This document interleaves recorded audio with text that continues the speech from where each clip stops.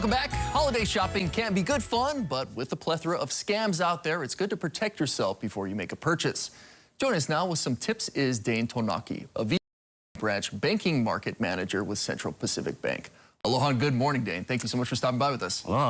Very good time, too. Cyber Monday was yesterday, so some online scams are happening. What are some of the scams we got to worry about? Yeah, there's a bunch out there, but, first of all, thanks for having us. Central Pacific Bank, we really feel that consumer safety is very important to us. So thanks for having us on to bring some awareness on this topic.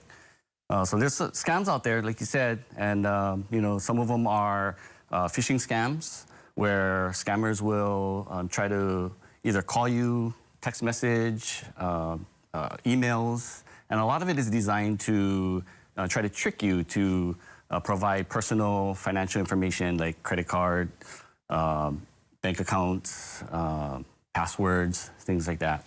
There's also fake websites out there that mimic legitimate online retailers with the same goal in mind to try and steal your personal information. Social media scams. Scammers will use social media platforms to promote fake deals, fake products. They may even impersonate employees, claiming that you've won a prize or something wrong with your account.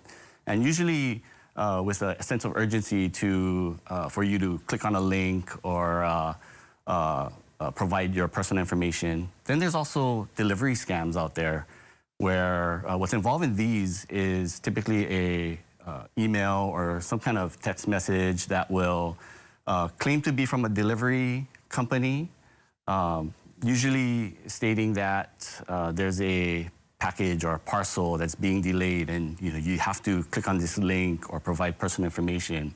And the link may be corrupted.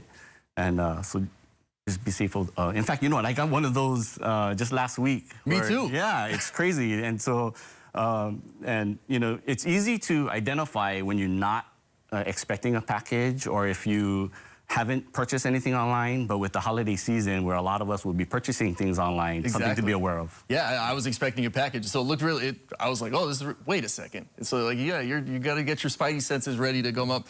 And how can people protect themselves from some of these scams? Well, I'd say think before you click. From unknown senders, and never click on those links or open up attachments. You can shop from reputable websites that you know and trust and have a good reputation. With the delivery scams, if you are expecting a package and get one of those funky text messages, we recommend go directly to the delivery company's website, enter your tracking number to see if there really are any issues or delays. And then just overall be cautious, be aware of those deals that just seem too good to be true, because most of the time they are. Yeah, that's a good tip. Too good to be true often is. And then some red flags when you're shopping online. A lot of people did that yesterday, Cyber Monday. What are some red flags? Yeah, you want to look out for things like poor website design, if there's any grammatical mistakes, spelling errors.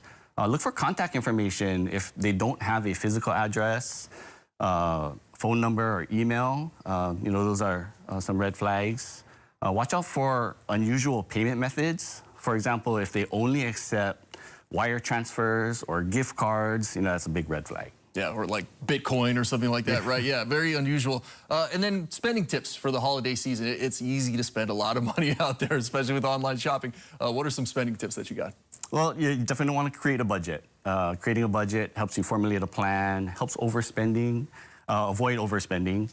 And then you want to do some research ahead of time, compare products, prices. You'll also want to, just do some research out there. But when you're going out and about, in terms of being safe, you'll want to be aware of your surroundings, keep an eye on your personal belongings. When shopping online, definitely you want to use a secure Wi-Fi network and avoid using those public Wi-Fis. Yeah, especially if you got your credit card information in there. And if people think they have been a victim of online fraud, what should they do? Yeah, hopefully that never happens. But if in the event that it does, contact your bank or financial institution immediately. Monitor your bank account statements, credit card statements. Report any fraudulent charges as soon as possible. you can make a report with the proper authorities, law enforcement, Federal Trade Commission, and then you just overall monitor your accounts. Yeah, so important to monitor. And then banks, will you ever call and ask for information, including passwords, et cetera? Oh, absolutely not. Central Pacific Bank will never call or ask for PIN numbers, passwords, go on social media and ask you for any personal information.